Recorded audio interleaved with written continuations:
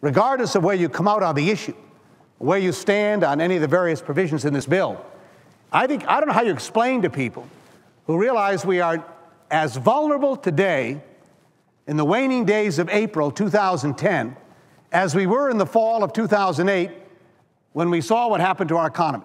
Nothing has changed, except, of course, jobs have been lost, homes have gone into foreclosure, retirement incomes have evaporated, housing values have declined, almost $11 trillion in household wealth has been lost. Now, that's what's happened in the last 18 months. But we have yet to stand up and address what caused that to happen in our country, to fill in those gaps, to provide the regulation, put the cops on the beat, create the other provisions that would minimize when the next economic crisis occurs, and it will occur. I've tried to explain this issue. Obviously, it's complicated to people when you start talking in these words that are arcane, talking about credit default, swaps and derivatives, and systemic risk, and all the other terminology that is used in talking about financial services. But let me just try and phrase this in more graphic terms, if I can. Imagine coming home from a weekend, you've been away, you've taken your family out for a trip, and you come home and you find your front door swinging wide open, flapping back and forth. When you walk inside your house, you immediately realize you've been robbed. Your TVs are gone, your furniture's gone, jewelry, important documents, cash, family photos, all have been stolen out of your home. And maybe worst of all, there's broken glass, shattered pottery everywhere. Not only do they steal, but they decided to wreck the house in the process. It looks like these robbers had quite a party. You're angry, you're frightened, you wonder what's coming next, what's happened. You're worried about how long it will take before you can clean up the mess, how much it's going to cost you to replace your TV and your stereo. And then you find out at the end of all of this, by the way, they've identified the robbers who've broken into your home, stolen everything, and by the way, you're going to write a check to them. The very people who caused the damage are now going to get a check written out to them that caused the problem in the first place.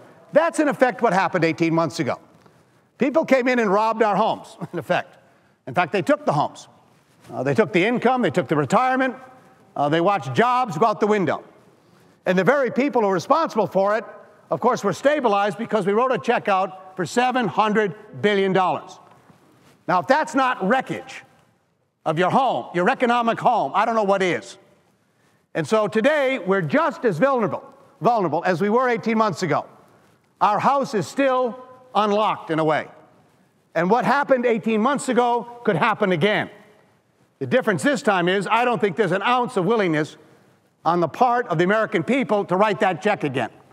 And what they're asking for is for us to step up, think carefully, as we've tried to do over the last year or so as we've gone through this process, and craft some ideas that would minimize that from happening again. And maybe I should have said this at the outset, Mr. President.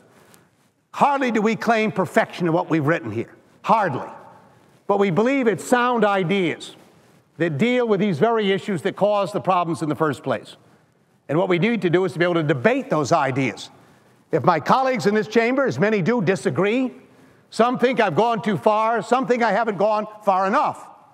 Those are two maybe legitimate points. But how are we ever going to resolve it if I can't even bring up the bill to have the kind of debate that this chamber was designed to engage in? What's the point of having 100 seats here coming from 50 states when a major issue affecting our country cannot even be the subject of a debate? And so, Mr. President, I urge my colleagues, I urge them, let us get to this debate.